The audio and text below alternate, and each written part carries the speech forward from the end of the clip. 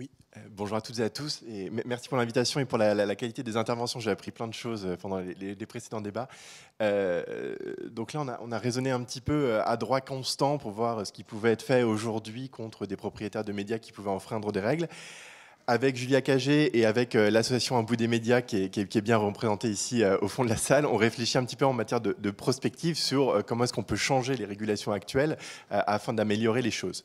Il y a plusieurs volets. Le premier volet auquel on peut penser et dont parlait tout à l'heure Fabrice Arfi, ce serait tout simplement le droit social. Ce serait de se dire les sociétés de journalistes dans un certain nombre de rédactions ne se sentent pas complètement libres de parler du fait du lien hiérarchique qui les lie à leur employeur. Et du coup, il y a des propositions qui sont formulées en termes de protection des journalistes salariés, un petit peu dans la veine de ce qui se fait pour les délégués syndicaux. Donc ça, c'est le droit social qu'on n'a pas forcément traité dans notre livre, mais qui est une piste de réflexion.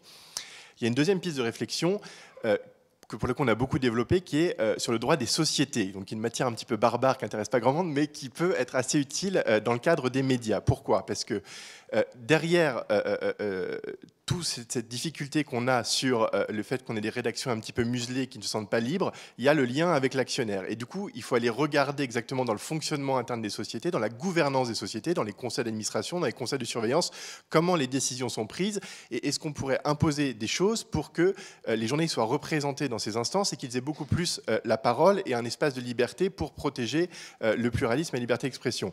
Et là-dessus, on fait des propositions assez concrètes en s'inspirant de Carrel. Donc, ce qu'on fait n'est pas du tout des propositions totalement révolutionnaires. Par exemple, on va proposer que les directeurs de la rédaction, qui sont aujourd'hui désignés par les organes de gouvernance, donc par les représentants des actionnaires, puissent être désignés avec l'approbation des rédactions. C'est ce qui se passe dans des journaux aussi révolutionnaires que Le Monde, La Croix, Libération, Les Échos, par exemple, qui a réussi à obtenir ça dans sa négociation avec le groupe LVMH. Et du coup, par exemple, ce qu'on va proposer, c'est de dire le directeur de la rédaction, qui a un rempart entre l'actionnaire et la rédaction, pourrait très bien être désigné avec l'approbation de la rédaction, et ça pourrait même devenir une condition pour que l'État attribue des aides à la presse aux journaux. C'est-à-dire que si vous ne laissez pas cette liberté-là, alors on ne vous donne plus d'aide à la presse. Et là, c'est clairement un angle sur lequel la puissance publique peut venir intervenir de manière assez simple, en fait. C'est simplement les critères d'attribution de la presse, ce sont des décrets, il n'y a même pas besoin de changer la loi.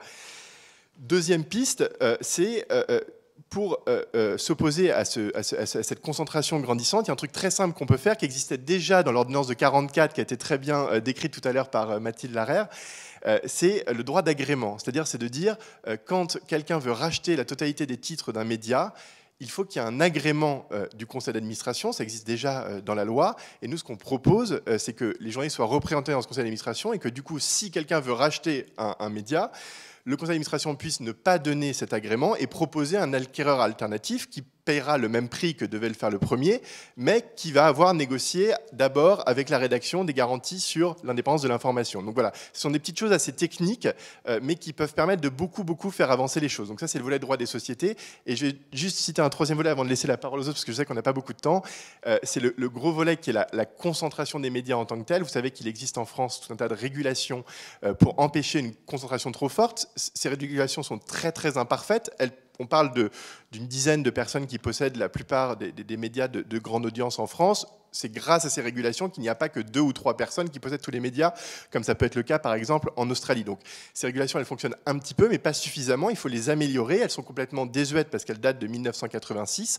Par exemple, une même personne ne peut pas détenir plus de 7 chaînes de télévision d'un coup. Seulement, ces régulations étaient pensées avant la TNT et sans tenir compte des audiences des télévisions. Donc TF1 et M6 ne sont pas réellement concernés par cela. Il suffirait de dire, en fait, c'est pas 7 chaînes qu'on peut posséder. On ne peut pas posséder des chaînes qui font plus de 10, 15, 20% d'audience, par exemple. Et on réussirait assez facilement à résoudre le problème. Où vous avez des régulations qui disent vous ne pouvez pas posséder à la fois des télés, des radios et des journaux. Donc, par exemple, si on prend le cas de Vincent Bolloré que vous citiez, c'est-à-dire l'OPA de Vivendi sur Lagardère, le groupe Vivendi de Lagardère réuni a des chaînes de télévision, le groupe Canal+, a des radios, par exemple Europe 1, et a des journaux, Paris Match, le JDD, etc. Mais cette règle des 2 sur 3 ne leur est pas applicable. Pourquoi ? Parce que la règle est mal rédigée et que dans la règle des 2 sur 3, pour les journaux, on ne tient compte que des quotidiens d'information papier.